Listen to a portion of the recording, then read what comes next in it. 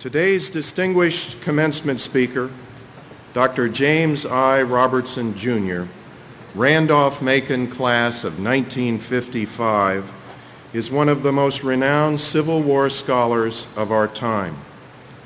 Dr. Robertson is first and foremost a professor. He has made his career teaching thousands of college students in his famous Civil War and Reconstruction course at Virginia Tech University, where he is the alumni distinguished professor in history and is easily among the Hokies' most beloved and appreciated faculty members. In fact, his classes have averaged as many as 300 students per semester. You will take note, Professor Robertson, we would have to make a gigantic exception to have a class of that size here at Randolph-Macon College. For generations, Bud Robertson's students have found his lectures engrossing and his love for history contagious. Dr. Robertson, true to his discipline, has been known to say, if we don't know where we've been, there's no way to predict where we're going. How appropriate then to have him as our speaker in the year that our country looks back through the sesquicentennial commemoration of the Civil War and Emancipation, and as our class of 2011 looks forward to its own future. Dr. Robertson, the historian, is an award-winning author. His biography of General Stonewall Jackson is regarded as the definitive work on that famous general and won 8 national awards. But Dr. Robertson's expertise and leadership was actually recognized very early on in his career, just 6 years from sitting where you graduates are today.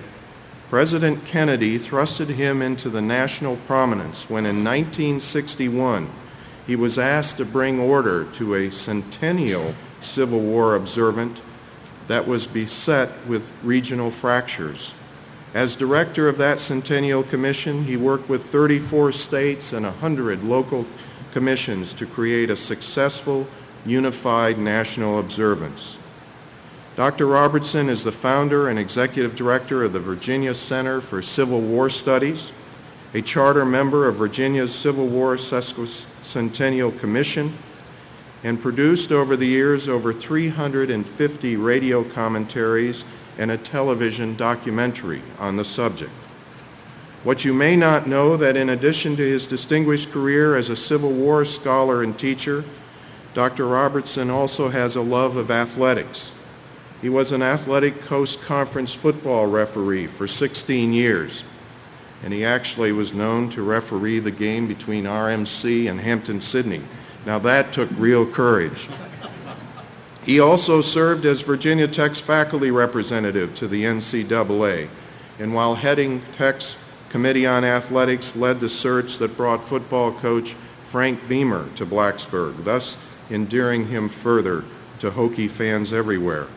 And fittingly, for his outstanding service to athletics, Dr. Robertson was inducted into the Virginia Tech Sports Hall of Fame in 2008. He's retiring this spring after spending a remarkable 43 years in the classroom during his legendary and illustrious career. But rest assured, Dr. Robertson will do anything but retire. Indeed, this October, National Geographic is publishing The Untold Civil War, a collection of Dr. Robertson's radio broadcasts combined with that publication's magnificent photography. We all look forward to that. Today, Bud Robertson is regarded as one of the leading experts in his field. But to those of us at Randolph-Macon College, he is also known simply as family. His Bachelor of Arts degree in history from RMC in 1955 has given Yellow Jackets everywhere the privilege of taking great pride in the extraordinary career and work of one of our most successful native sons. Indeed, in 1980, this college awarded Dr. Robertson an honorary degree for his many contributions.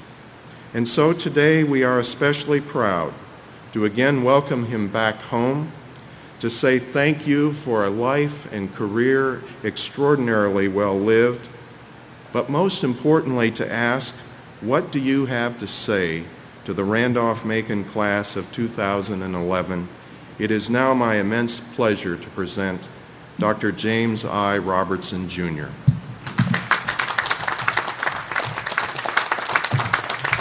Thank you. I came up on this stage feeling like a historian, and after listening to that, I know I'm history. Dr. Lindgren, members of the Board of Trustees, my fellow faculty members, proud parents, and of course, honored guests. How disconcerting it is to be introduced so warmly as a teacher and a writer. It brings to mind the philosopher Socrates. An elementary school child once wrote this: Socrates was a famous Greek teacher who went around giving people advice. They poisoned him.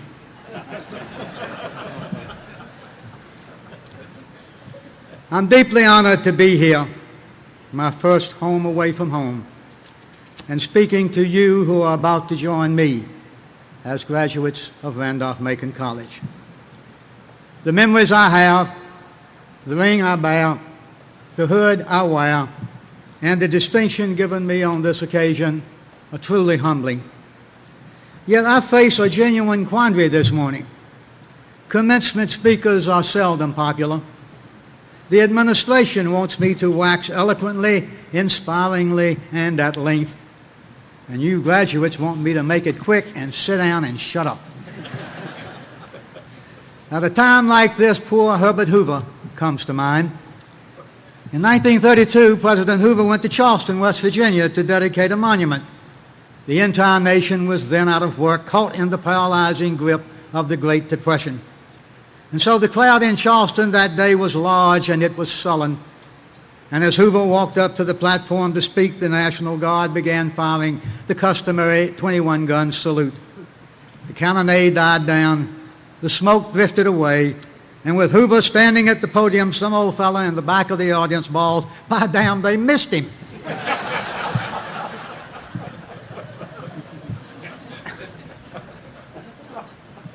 Commencement speakers belong in that category of life known as useless necessities. And in that grouping of useless necessities will be found most committees, more than a few politicians, all standardized forms, non-synchronized stoplights, and cemetery walls.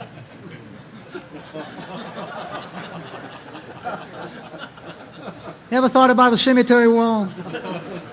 It serves no purpose. No one on the inside can get out. No one on the outside wants to get in. Another useless necessity might be advice. Some people say that advice is wasted because a wise man does not need it and a fool will not take it. Which brings me back to commencement speakers. As a friend who has known and seen a little more of life than you, I consider my task this morning primarily to be that of offering a handful of suggestions that hopefully will put life for you in a meaningful perspective.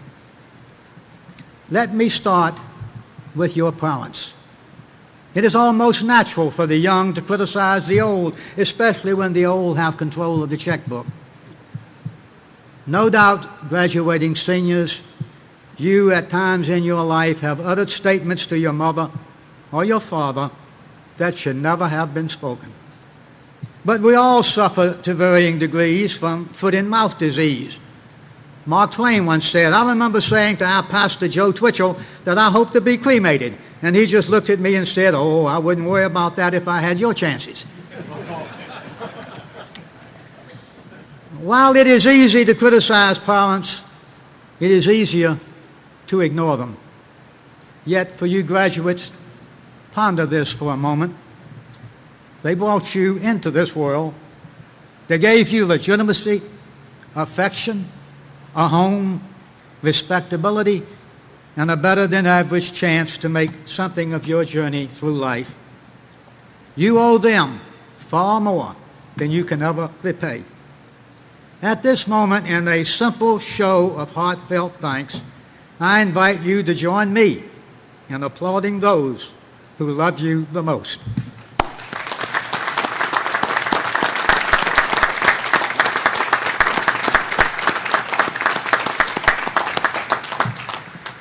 The greatest honor you can confer upon your parents is to never dishonor the name you bear.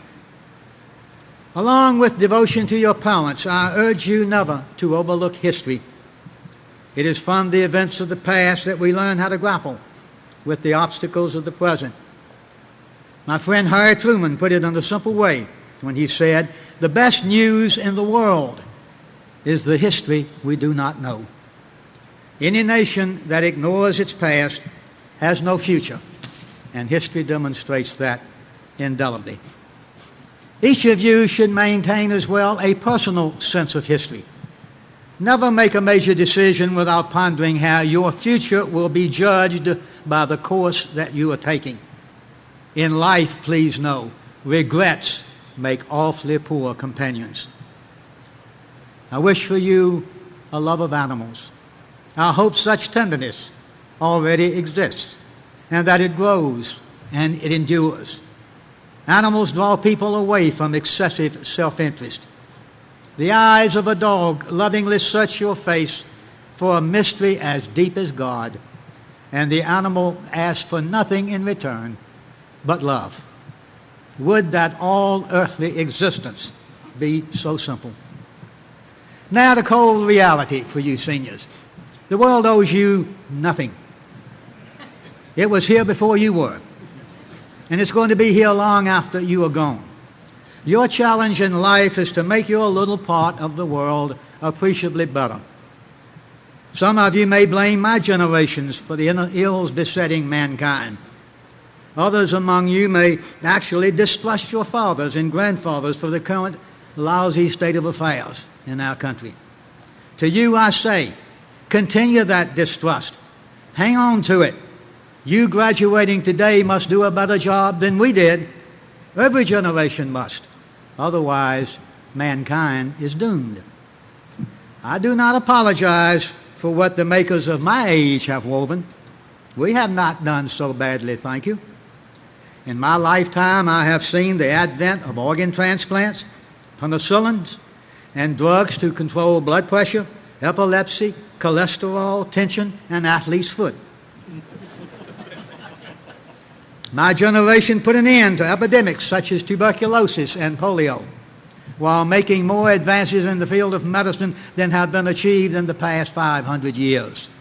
We split the atom, conquered space, perfected the jet engine, pioneered television, CDs, DVDs, indeed the entire field of modern communication.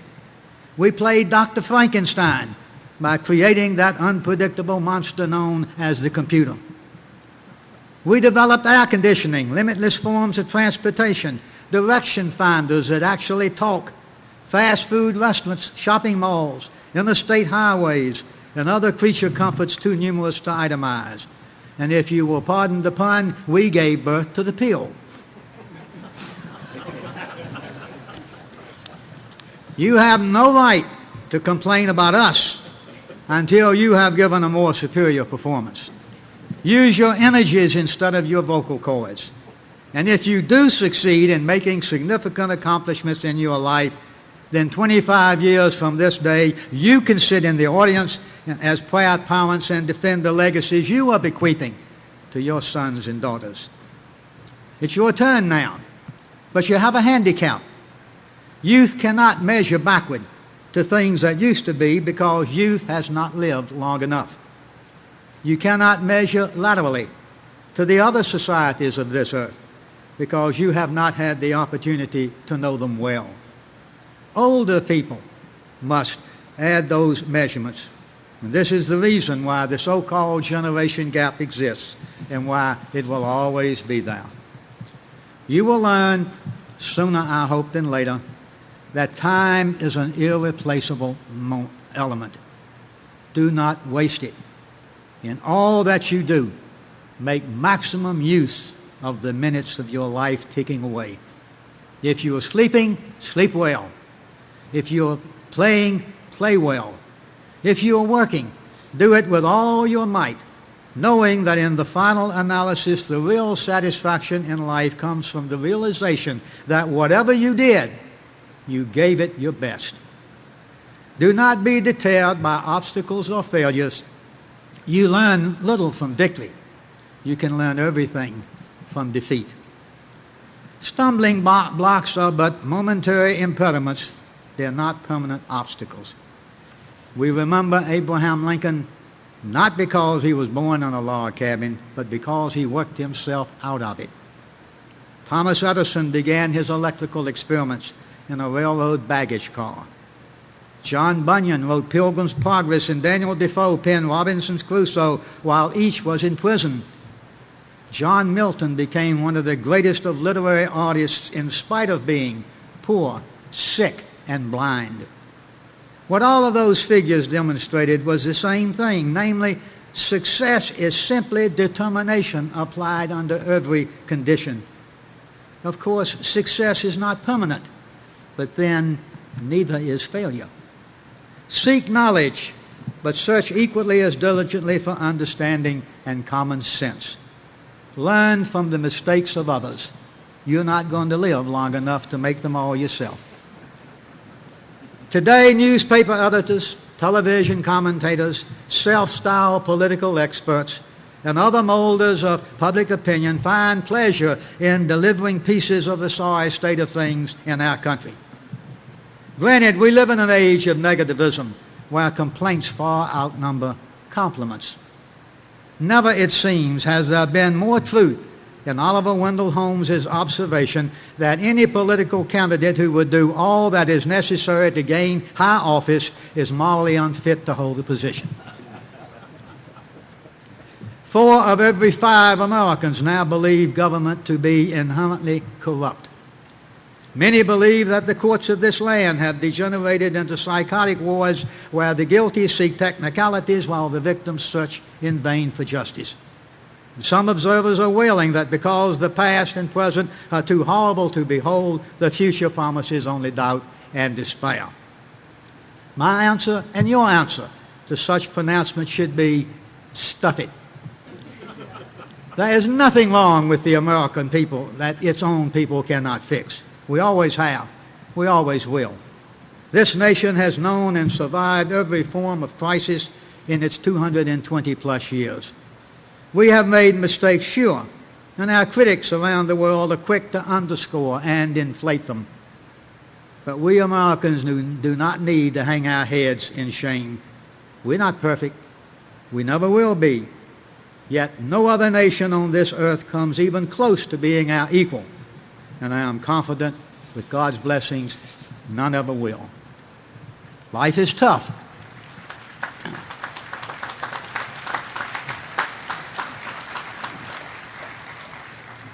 Life is tough, but it is tougher if you are stupid.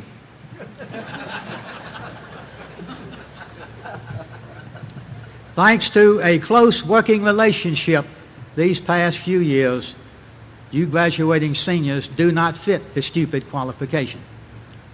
Randolph-Macon has given you everything it has. You leave here today carrying with you a little of the intellect of the faculty and a little of the sense of responsibility from the administration. Use them well. In return, we hope that you are leaving behind in Ashland a little of your heart. That would be the most cherished gift you could bestow upon those in the Randolph-Macon family who have sought for a little while to be your beacons and who must now tell you goodbye. Do not be impatient about this day. Rather cling to these hours fervently, for you are about to relinquish an unforgettable part of your life. Look at those graduating seniors sitting beside you. Look at your friends. They are good friends with whom you have shared wonderful experiences. But when you walk away from here in a few minutes, you will pass from one formative stage of your life. Yes, there are overtures of sadness on this happy occasion. The uncertainties of the future are of no help. So feel free to cry a little. Leaving what we love should always stir emotions. With graduation comes maturity. With maturity comes responsibility. Americans enjoy the greatest liberties ever known because we have traditionally upheld our obligations. Let them slip, give way to apathy, and your maturity will be meaningless, our freedoms will be lost, and the nation that Mr. Lincoln termed the last great hope of earth will only be a chapter in a history book. Well, that's about it. Mark Twain once said that the ideal audience is intelligent, interested in the subject, and thoroughly drunk. I cannot speak for your condition, but I do commend you for your patience. In a lifetime of research on the American Civil War, I have uncovered a mass of manuscript material. A few items stand out among the thousands of pages I've read. One is a statement or an affirmation found on the body of a Confederate soldier in 1864. He had been killed just east of Richmond. The sentiments expressed in that young man's final moments are timeless. I asked God for strength that I might achieve. I was made weak that I might learn humbly to obey. I asked for health that I might do greater things. I was given infirmity that I might do better things. I asked for riches that I might be happy. I was given poverty that I might be wise. I asked for power that I might have the praise of men. I was given weakness that I might feel the need of God. I asked for all things that I might enjoy life. I was given life that I might enjoy all things. I got nothing that I asked for, but everything I had hoped for. Almost despite myself, my unspoken prayers are answered. I am among all men most richly blessed. And that is my benediction to you, fellow graduates.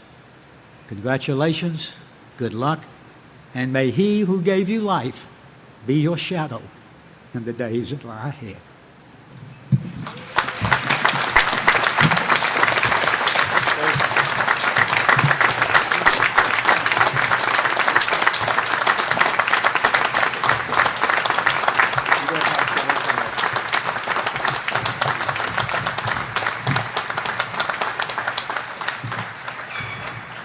Bud Robertson, thank you for those words of sage advice.